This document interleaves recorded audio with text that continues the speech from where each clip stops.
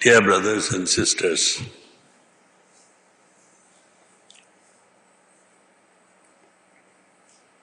to break the profound inner silence of meditation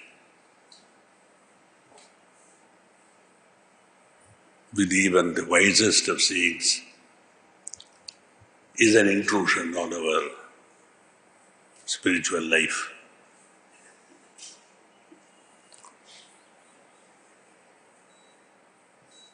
So I would like to, or I will try to keep this short,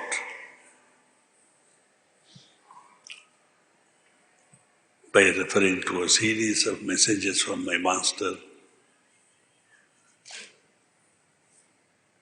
where he speaks to us about the necessity to celebrate such occasions with the fervor of love and faith. Fervor. He says the sole purpose is to remember the great personality and not to honor him or try to ennoble him or to publicize him. The only purpose is that we may remember. And in remembering him, remember his life as if he were present with us today, which is constant remembrance. It must not be a memory of the past, but it must be a memory yet living in the present. And that is why constant remembrance is so difficult, because perhaps even the word remembrance makes us think of the past. We must be living with that personality at least during this meditation, so that we can prolong that when we go out of here. That is true of all meditation sittings, but this is very especially true, significantly and importantly true for our spiritual life. Remembering him does not mean just remembering him, but his life, as I said, the way he lived, his simplicity. When I first went to Shahjahanpur in 1965, I think, for Basant, in my imagination, while on the travel to Shahjahanpur, between Delhi and Shahjahanpur by road, an 8 or 9 hours journey in those days, I had imagined a big ashram, a huge square structure, ground plus 3 floors, with an inner square courtyard, all the floors full of beautiful rooms, comfortable, in a modern sense, and only one gate, like an elephant gate, through which we would enter. Of course, you can imagine how I must have felt when I faced the actuality of my master's home. A big iron gate and a smaller iron gate through which I entered. A huge muddy courtyard with a small part of it paved with bricks laid edgewise in a herringbone pattern, roughly laid, no level surface, no cement floor. And the house, old furniture, old dhurries on the floor, and a master sitting in a dhoti and a banyan, even though it was cold. Later on, of course, he went in and had his bath and put on his sweater. Simplicity. Simplicity means not to exceed from the sphere of need to the sphere of want, to the sphere of covet and possess. Utter simple need. The food was simple, but the meditations cannot be described. See, I have written about some of these things, so it would be redundant to speak of them again and again. But simplicity was one of the factors to which he gave great importance. Sahaj Marg is simple. He said, the ways of God, reaching God must be simple. Therefore, the teaching must be simple, the practice must be simple. We don't need anything except ourselves to sit and meditate. We don't need puja vessels, an idol to worship, what we call the samagris of prayer. Nothing is necessary. The one thing that is most important, without which meditation lacks meaning, lacks purpose, is the heart. Is your heart with you when you meditate? That is the most important question. Once I remember I asked Babuji Maharaj, why do you say the heart must be with you when we come here? He said, Parthasarathi, we are only 15 or 20 people here in this room, but I can see at least 3 people whose heart is where they came from. Only the body is here. Even when they are meditating on their families, on their work, and not on divine light in the heart. So you see, without simplicity, this intense concentration on the heart, within the heart, becomes impossible. We are thinking of so many things. My car is out on the street, I don't know who is doing what to it. My children, I don't know what's happening to them. So you see, bare necessities. So we must have, do we remember him and try to emulate him? With my own poor vision, I can also see Abhyasis here, whose thought is about breakfast. It is delicious, mouths begin to water, and we begin to plan on how quickly we can get there.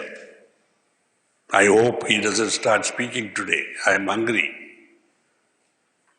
Or women who think their children will be weeping. Things like that, which though we are meditating or we are supposed to be meditating, prevent us from meditating. So to remember the Master does not mean just to say, I remembered Babuji Maharaj. In remembering him, did you feel his presence? Did you feel the effect of his life upon yours? Has his life touched yours?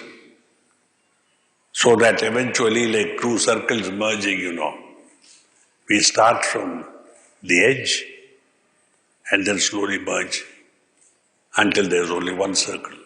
Is it happening to us? Forget all this talk of, God and so many values of life. We should be comfortable to meditate. I just spoke to you about the brick-paved small courtyard of about 400 square feet. In my first Vasant, we were just 42 people there, including Babuji Maharaj, sitting under the main arch. We were also very eager to start off as close to him as possible, even with 40 people around him. So we were there very early. Meditation used to start at 6:30. Many of us were there bathed and clean by 5:30. And of course, these bricks were not level up and down, and You had several of them poking into your backside, and by the time we started, some abhyasis were in a state of torture, physical torture, things poking into you from below, the cold coming in from under the sides of the tent, sometimes water dripping from the roof of the tent if it had been raining. And yet, when he started the sitting, we were lost. It is wrong to say we were lost. Why? Because the circumstances, physical circumstances surrounding us just faded away, and we each one became the true self that we were, whatever we were. There were occasions when the sitting went on for an hour and a quarter. Some people got up and left at, say, half an hour because they just couldn't sit. They just couldn't go enough deep to forget that the world is outside them. It's like going deeper and deeper into a well. You know, if you go very deep into a well, you can see stars in the sky,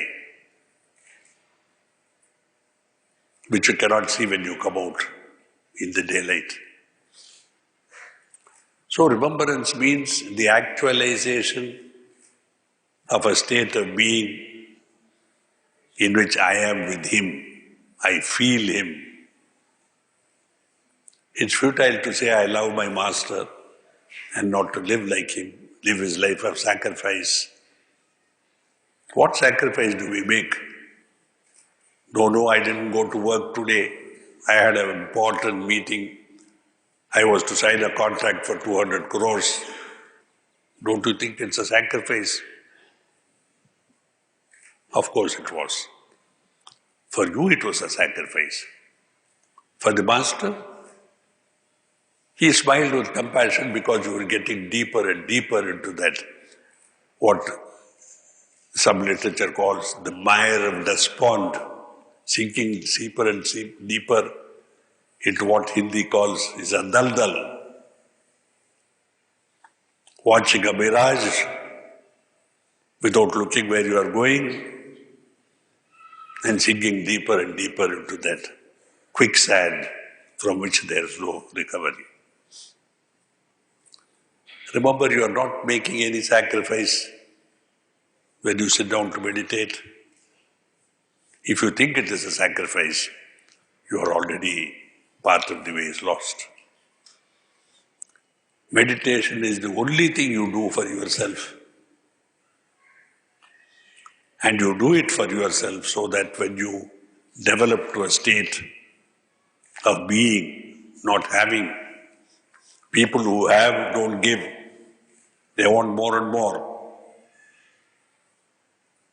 So having is a sickness.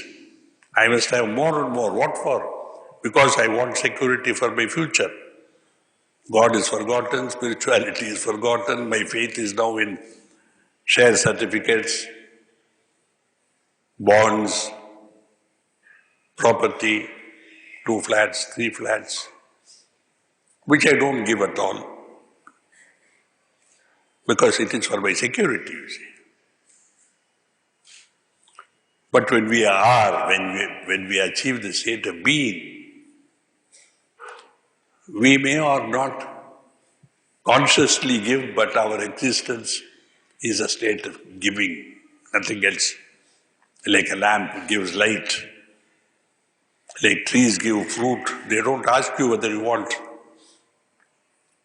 Like the birds sing. Nature is full of giving. It is said that man is the only animal that takes and takes and takes with an insatiable appetite for more taking. And in this way has destroyed the world around itself.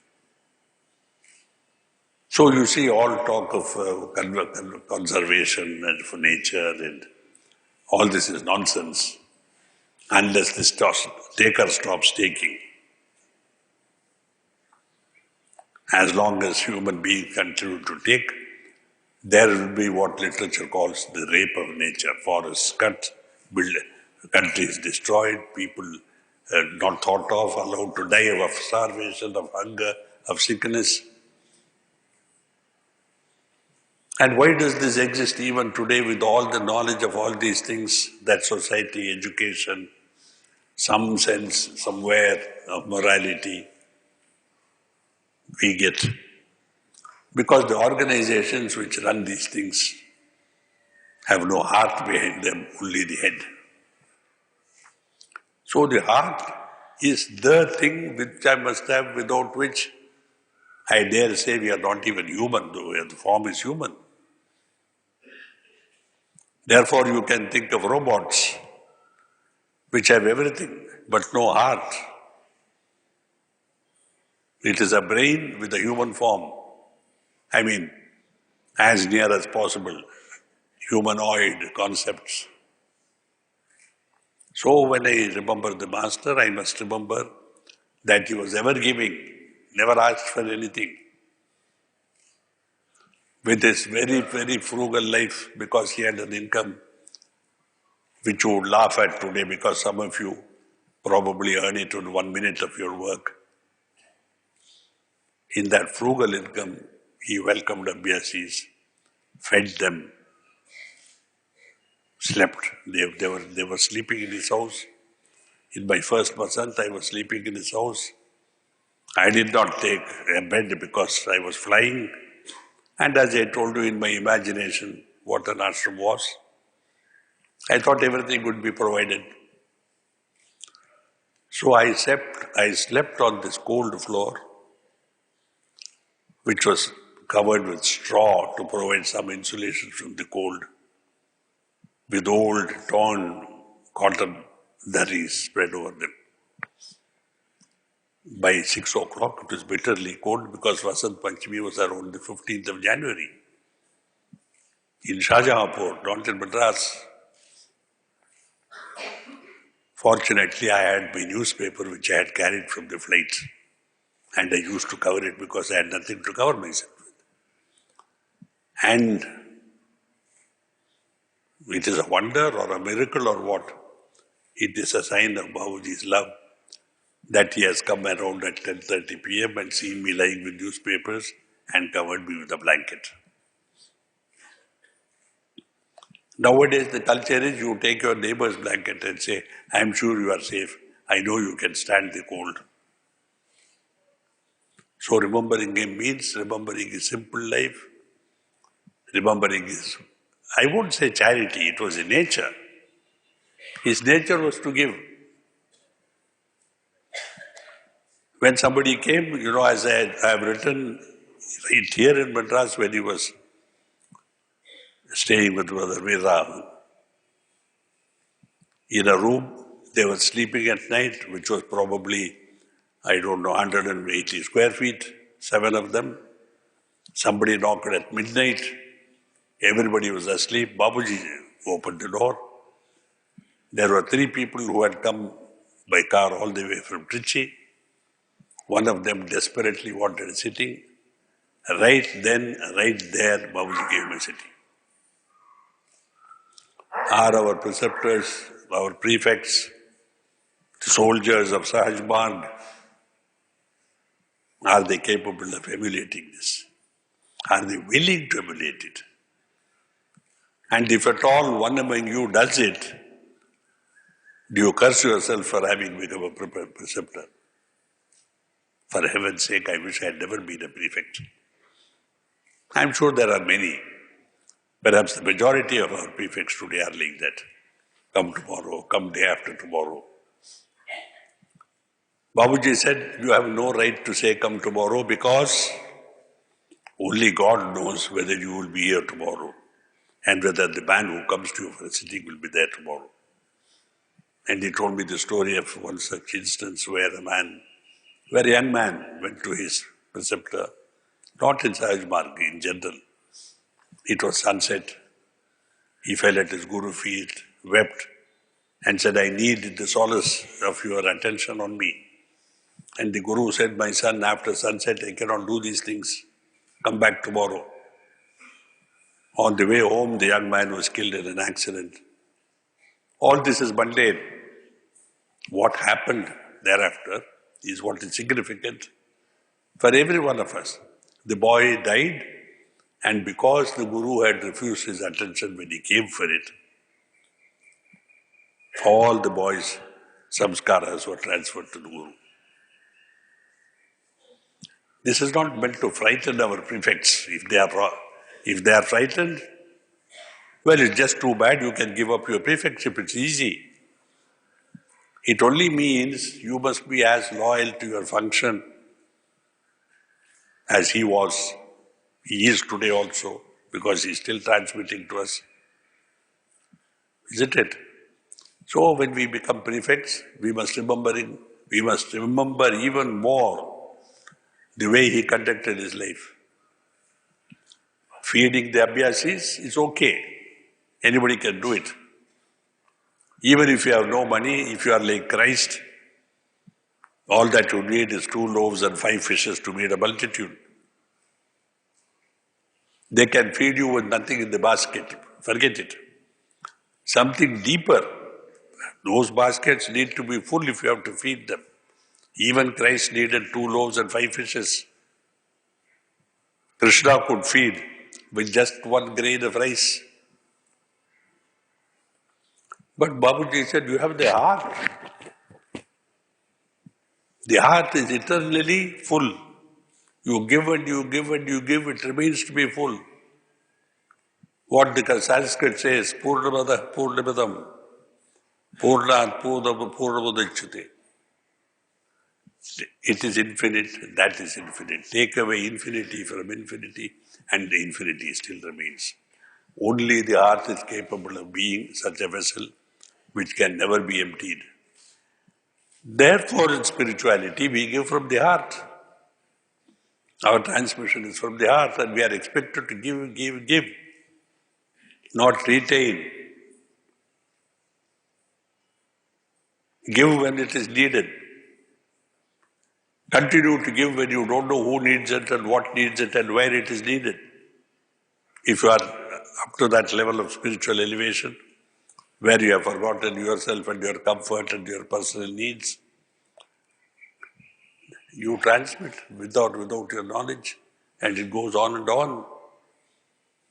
Everything in nature has a time and a season. You cannot have rice all the year round. You cannot have oranges out of season. But this has no season, no time, occupies no space. Therefore, in a sense, it is emulating the divine state, not controlled by Kala, not controlled by the presence. Where, when, how, why, what, nothing controls it. All that can control it, your own love or the lack of it. If you lack it, this is dead. So one who lacks a heart which can give and give and give is really a dead person. He may have the world, but as Christ says, what shall it profit a man if he gains the whole world but loses his soul? Because the soul is the heart. It is not something in the heart. You see, when you say, get me a cup of tea, it's not an empty cup that you want. Isn't it? Yes, boss, here's a cup of tea, but where's the tea? You asked for a cup, I have brought you a cup. Perhaps someday we will have to answer our Maker, you see. I gave you a heart, what did you do with it? I agree, you used your hands, your legs, your everything, no? Wonderfully, you made yourself rich. You acquired things which you never needed. You kept to yourself things which others needed. All that I can forgive, but what about your heart? So you see, we cannot afford to be heartless or to die heartless. That is why we must begin our meditation as soon as possible when we are 18. Because it takes a lifetime, to cultivate. Of course, Babaji has said, turn your head from here to here and everything is done. That was for him. Because he says when he first met his master, his journey was over. It's not so with us poor souls, struggling here with all the temptations of modern life, with all the glitters and glamours of society, with all the powers that one can aspire to. In our old days, in our simple village life, we had nothing of these things. Nothing to be, hunted for, killed for, acquire. All the villagers lived the same life. They ate the same thing. They had the same problems. Therefore, there was a community. Now we are too rich, too comfortable, too healthy to conform to the three requirements for saintliness. Illat, killat, zillat. Health just below good health. Money little less than what we need. And permanent criticism from others. We lack these things. Today we are all praising everybody. Our politicians are great. Our country is wonderful. Bharat Mera Mahan. And yet when we see the newspapers, if you are ashamed to see that in cleanliness we are somewhere way down in the list. In morality, we are even lower. We are the great democracy with great traditions, great heritage of the past. And yet, when you look at facts, which we try to deny, neti, we only deny as far as these things are concerned. Are we ashamed? India is a shameless country, and we are a shameless people. What did Babaji want? Not self-respect, but respect others. Not a narcissistic love of yourself, which everybody has, but a love for everything else outside you. Plants, animals, human beings, anything. Love. It has no stated purpose, no stated target. I don't love. I am love. That is what Babaji said. From being able to love, we must become love. Does it take time? It may not. Most of us may not make it in this life. Therefore, Purarjanma.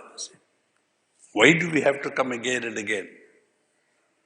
Not because there is a God who is waiting to judge you and send you back, but because our incapacity to go to the next class keeps us back in the same class. Life after life. How many? Until you evolve in fitness for the next life. Your teachers don't decide. They only see what you can do. You know what you can do. You know what you have not done. You know why you cannot go to the next class. And yet you expect a miracle. Miracles don't happen. The only miracle is, as Babaji said, human transformation. This is the greatest miracle. Because, unfortunately, it is the most difficult. We can transform animals, we can transform society, we can transform nature. Where there were small huts in small villages on dusty roads, we have now huge complexes of flats, modern, you can see the advertisements. And yet, we have not transformed ourselves. The same crude, acquisitive, hate-filled human being inhabits those palaces. Today, in society, human beings are recognized by what they have. Our society should change into something which will recognize only what he is, not what he has. This is something for which we should not only pray, because we are happy to pray, but for which we should each one of us work for himself to be such a being. Thank you.